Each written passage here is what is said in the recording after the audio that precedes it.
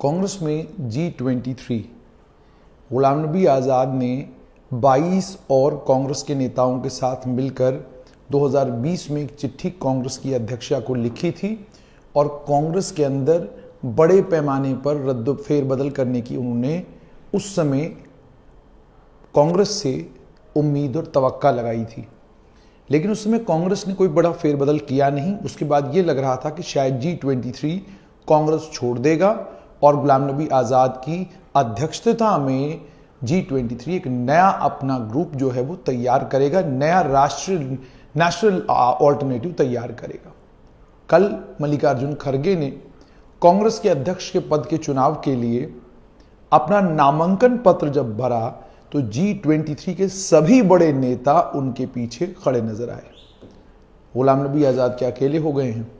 और क्या democratic Azad party केवल मात्र जम्मू कश्मीर तक महदूद रहेगी? और गुलाम नबी आज़ाद ने कहीं गलती तो नहीं की? इसी पर बात करने के लिए मेरे साथ हैं डेमोक्रेटिक आज़ाद पार्टी के नेता बलवान सिंह। इनके बारे में मैं आपको ये बताऊं कि राजनीतिक तौर पर एक समय वो था जब बलवान सिंह कांग्रेस में बहुत अहम भूमिका निभाया करते थे। अंत तक जब तक वो ये कांग्रेस में रहे, एक इंपॉर्टेंट व्यक्ति और इंपॉर्टेंट पॉलिटिकल आदमी के तौर पर कांग्रेस में सक्रिय रहे। छोड़ा भी तो जैसा इन्होंने खुद कहा कि बड़े भारी मन से कांग्रेस छोड़ी इन्होंने, लेकिन इस समय गुलाम नबी आज़ाद के साथ है।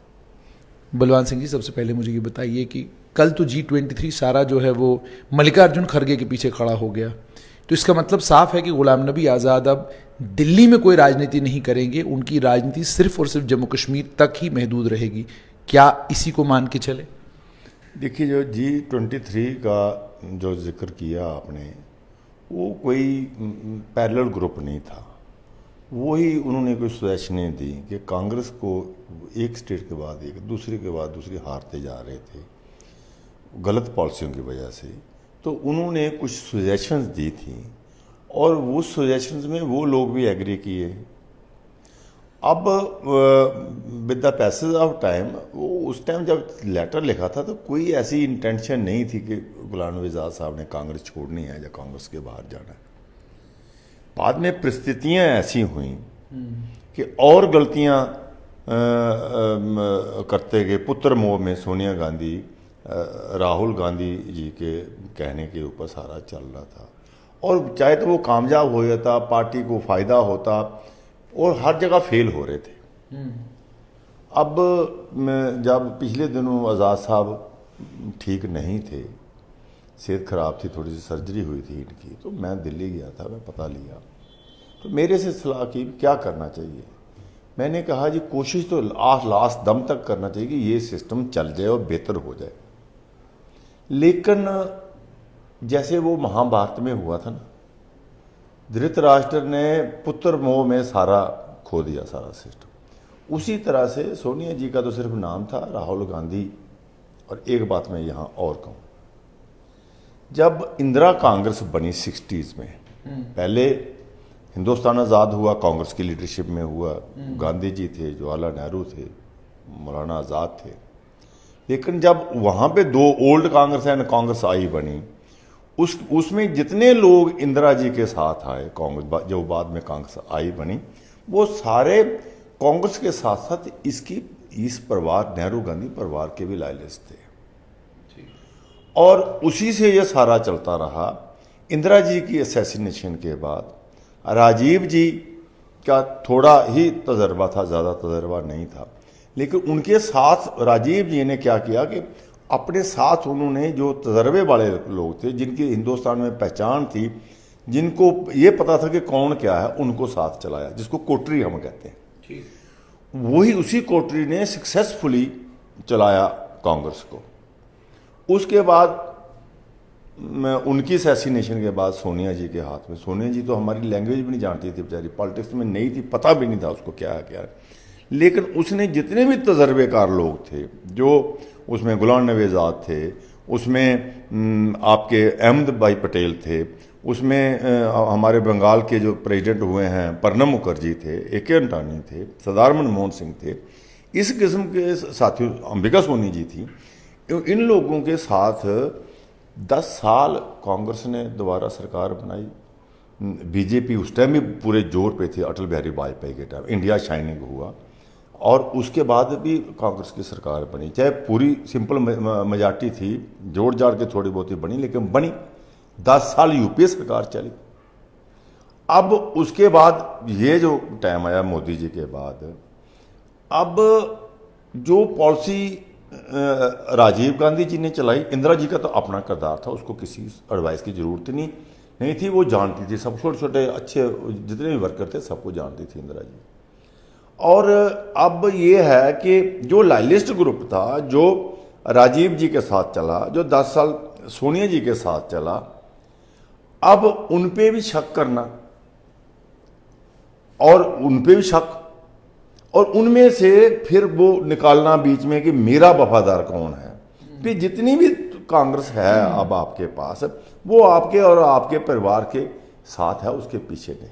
उसमें मैं तुम्हें चुन रहा हूं, तुमने अगले 40 साल मेरे साथ। अब हमारे पड़ोसी स्टेट है पंजाब में जो लड़का वो बनाया, और राजा वारिंग, क्या नाम, वड़िंग, वो 2 साल पहले तो यूथ कांग्रेस में था, अब उसको उठा के तो प्रेसिडेंट बना दिया पंजाब स्टेट में।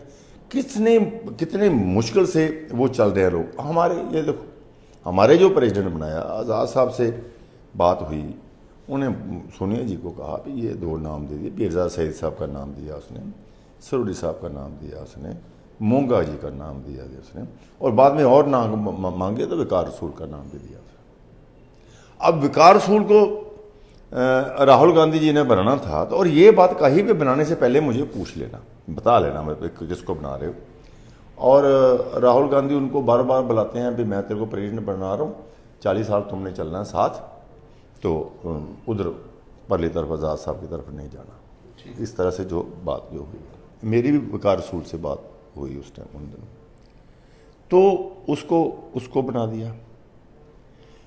अब उसको लेके उसके साथ साथ ही कमेटियां, कोई इलेक्शन का नाम नहीं, कैंपेन कमेटी, इलेक्शन कमेटी भी, जिसको तुम प्रेसिडेंट बना रहे हो, अब आगे जवाबदेही उसके कहने पे उसकी थोड़ी सही रहनी चाहिए।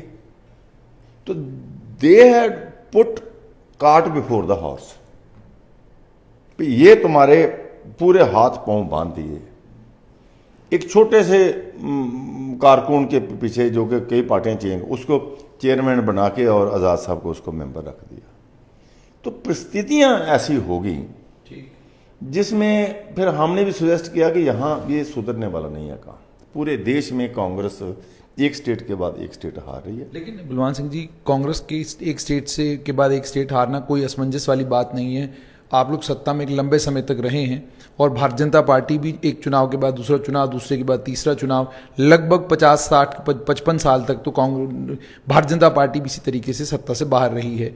तो लोग अभी कहने लगे हैं कि गुलाम नबी आज़ाद से 8 साल जो ये सत्ता से बाहर रहे, ये 8 साल सत्ता से बाहर रहना भी इनको ठीक नहीं लगा। इसीलिए क्या कहते हैं, सत्ता के मोह में लोग ये कहते हैं कि ये भारतीय जनता पार्टी के साथ मिल गए हैं। नहीं, देखिए, सत्ता का वो लोग होता तो 2014 से दूसरी सरकार है, उससे पहले भी वाजपेयी साहब आए थे लंबे, उस समय तो राज्यसभा में थे गुलाम नबी आज़ाद। मैं थोड़ी सी पीछे ले जाऊंगा थोड़ा सा। 77 में 1977 में जनता पार्टी आई, मोरारजी देसाई बने प्राइम मिनिस्टर, कांग्रेस का इरोजन हो गया। लेकिन कांग्रेस के उसके बाद भी 100-150 MP थे उस टाइम, साउथ से आए या कहीं से आए, 100-150। तब मैं यूनिवर्सिटी में पढ़ता था, I was a students leader. आए, और उसके बाद दोबारा 2 साल के बाद वो पार्टी फेल हो गई। फिर दूसरी पार्टियाँ, कभी चौधरी चरण सिंह जी आए, दूसरे आए, चौथे आए, करते कराते दोबारा 1982 में कांग्रेस आई, दोबारा विद थम्पिंग मेजॉरिटी आई। उसके बाद वो उनका राय रहा, इंदिरा जी का राय रहा, उनकी असैसिनेशन हुई, राजीव गांधी है, दोबारा जब इन्होंने रथ यात्रा चलाई LK अडवाणी ने, उसके बाद ये भारतीय जनता पार्टी है। लेकिन भारतीय जनता पार्टी लंबा दौर तक नहीं चल पाई। दोबारा यूपीए सरकार है, 10 साल उनकी सरकार चली।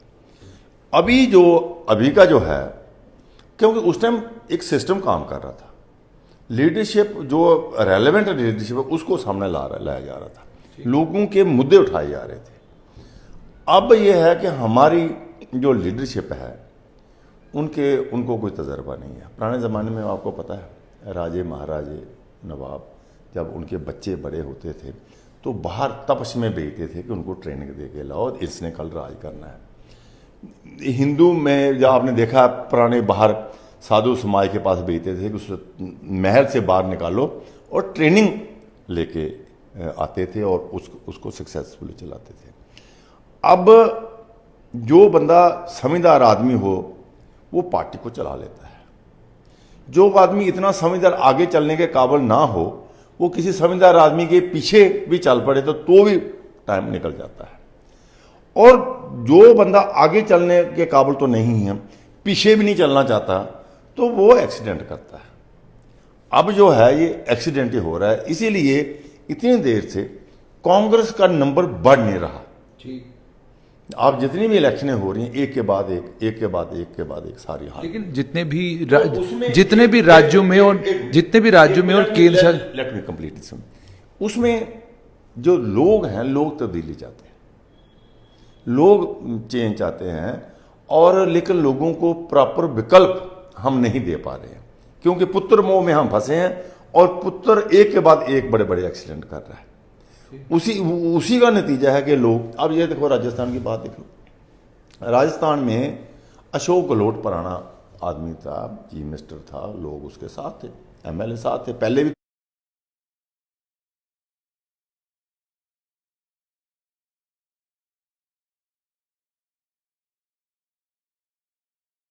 पायलट के पास स्ट्रेंथ नहीं है।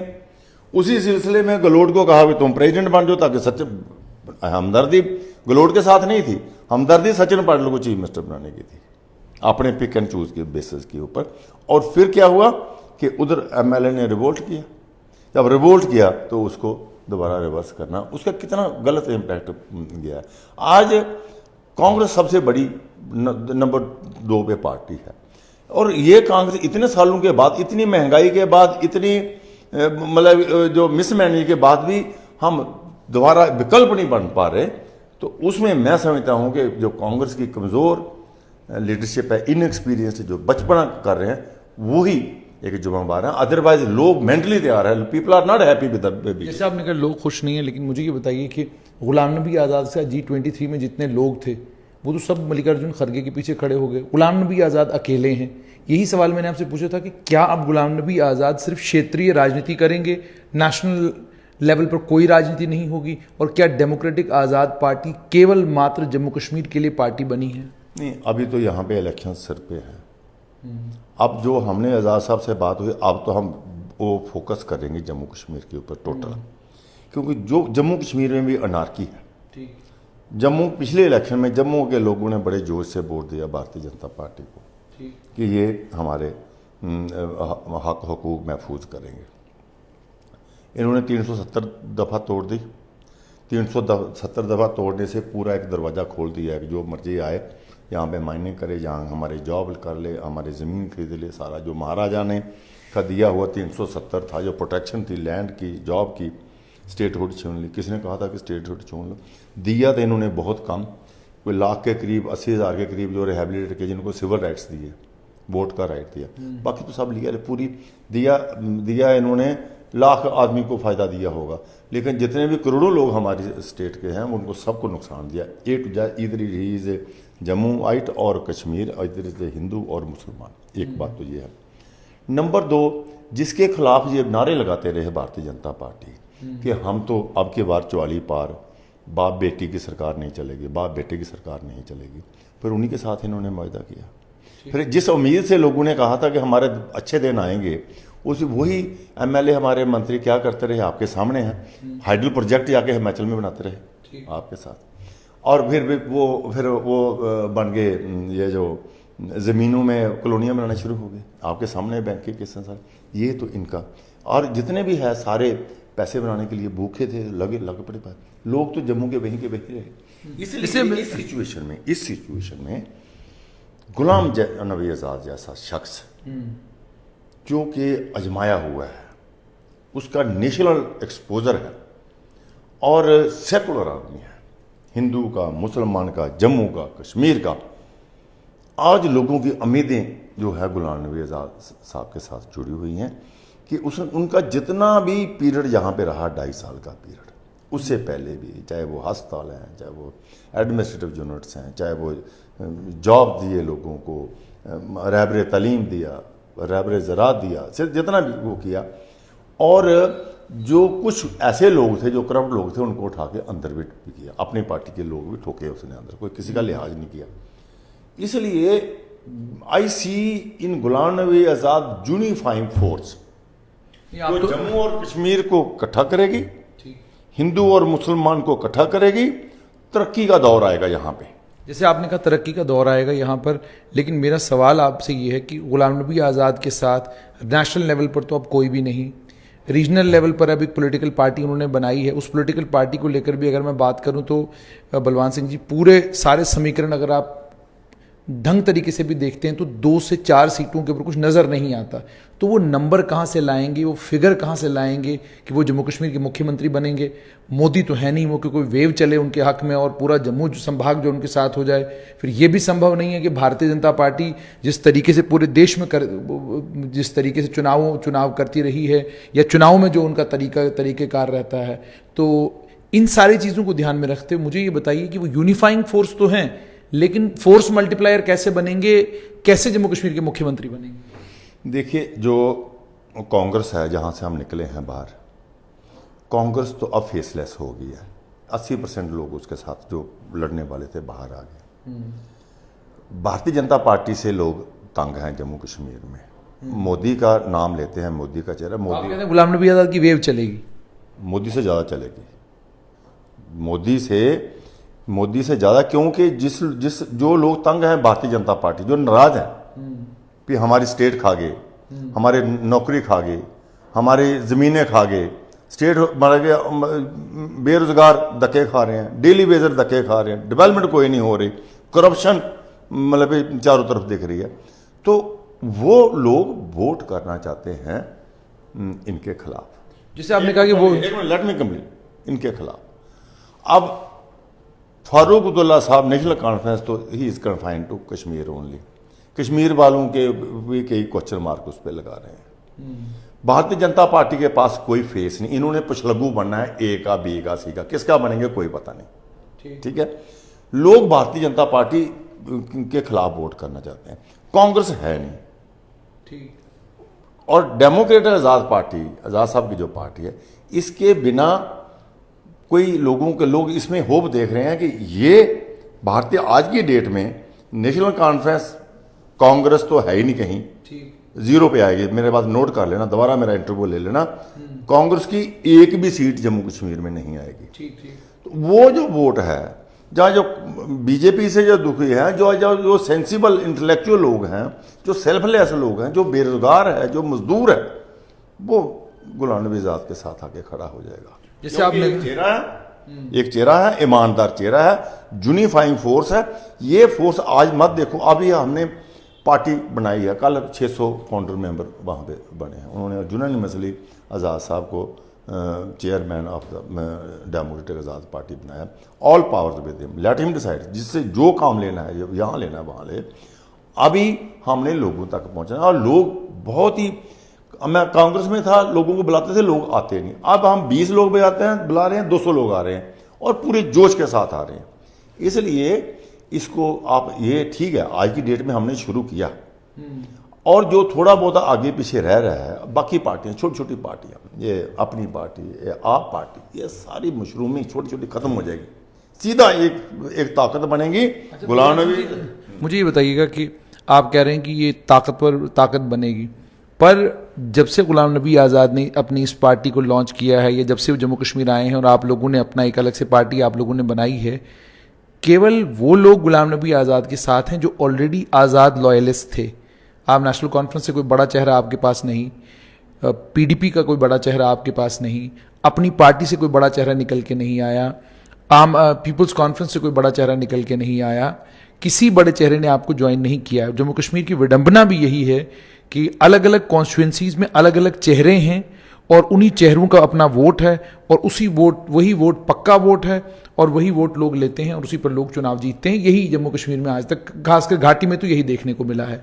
तो जब आपके पास आपके अलावा कोई नया आदमी ज्वाइन कर ही नहीं रहा, तो फिर आपको कैसे लग रहा है कि आप जम्मू कश्मीर में इतने ताकतवर आने वाले कल में हो जाएंगे कि आपकी सरकार बनेगी? बच्चा पैदा होते तो जवान हो नहीं जाता। आज पार्टी अभी 1 महीना भी नहीं है, 20 दिन ही हुआ पार्टी हमारी बने हुई। और जो लोग कुछ आए हैं साथ वॉलंटरी आए, आज़ाद साहब ने किसी को नहीं कहा तुम मेरे साथ आ जाओ, खुद ही हम लोग खुद निकले हैं बाहर। और बाकी पाइपलाइन में हैं। ठीक। बाकी हम करप्ट लोगों को नहीं लेंगे। जो लोग किसी करप्शन में मुलव्वस हैं, कोई ऐसे हम अप्रोच नहीं कर रहे भी आओ हमारे साथ। हम आज़ाद साहब लोगों को साफ़ सुथरी एडमिनिस्ट्रेशन देना चाहते हैं। हमारी पार्टी जो है वो साफ़ सुथरे लोगों को लाने की कोशिश कर रहा है। अभी आप देखो, मैं क्या किसी को गाली दूंगा? जो लोग कल तक कहीं और थे आज वो कहीं हैं। कल तो वो उनको भारतीय जनता पार्टी वाले कहते हैं बहुत करप्ट हैं, पैसे बनाए हैं, ये किए। आज जब इनके साथ आ गए तो दूध के धुले हुए हो गए। तो इस किस्म के लोगों से अब कैसे लोग पॉलिटिक्स में आए, रेलेवेंस किसकी रहेगी, ये पूरी एक कुछ लोग देख रहे हैं।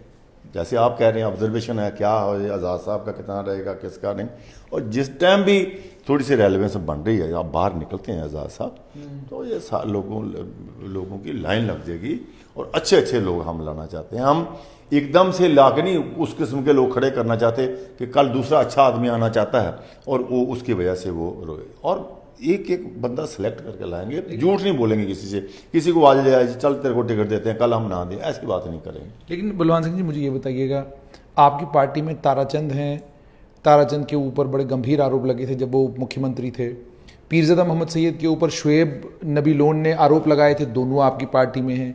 ताज महीउद्दीन पीएचई के जब मंत्री थे उस समय उनके ऊपर बड़े गंभीर आरोप लगे थे। उसके अलावा अन्य कुछ और लोग आपकी पार्टी में आए हैं जिनके ऊपर बड़े गंभीर आरोप अपने कार्यकाल में लगे हैं। आरोप सिद्ध साबित हुए, उन पर मैं बात नहीं करूंगा क्योंकि जाहिर सी बात है, आरोप लगे उसके बाद इंक्वायरी नहीं हुई, कुछ नहीं हुआ, लेकिन आरोप उनके ऊपर हैं, एफआईआर उनके ऊपर हैं। ताज महीउद्दीन के ऊपर तो ज़मीन को लेकर भी उनके ऊपर कुछ आरोप लगे। तो जब इस तरह के लोग ऑलरेडी आपकी पार्टी में हैं तो आप साफ छवि वाले लोग ढूंढने की बात कर रहे हैं? देखो, ये लोग तो सारे पुराने हमारे साथ आज़ाद साहब के साथ चलते थे, कोई नई बात तो नहीं।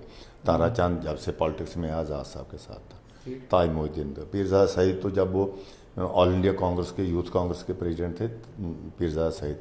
एलिगेशन लगाना कहीं चलते चलते पॉलिटिकल लोगों के ऊपर लोग एलिगेशन लगाते रहते हैं। लेकिन ये लोग पार्टी बदल के नहीं आए, ये इसी कांग्रेस पार्टी के दो पार्ट हुए हैं। यानी एक जो हिस्सा है वो इस तरफ आया है, कोई पार्टी नहीं इन्होंने बदली। मैं वो लोगों की बात कर रहा हूँ जो आइडियोलॉजी के खिलाफ बात करते थे, जो बीजेपी के खिलाफ थे और वो बीजेपी के उसका जो मंशूर है उस पर बातें करते थे, उनका जो दूरदेश उस पर बातें करते थे। आज वही, और बीजेपी वाले उनके खिलाफ बातें करते थे।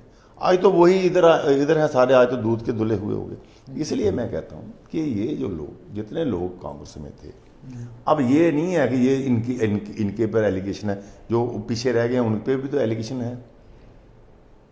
मतलब कि ये एलिगेशन जो पॉलिटिकल आदमी, बलवान सिंह के पे नहीं सुना कभी एलिगेशन कि बलवान सिंह ने किसी से पैसे खाए हैं, किसी से कोई ट्रांसफर किए। ऐसे सारे लोगों का अपना अपना होता है और लोगों का कौन क्या है सबको पता है।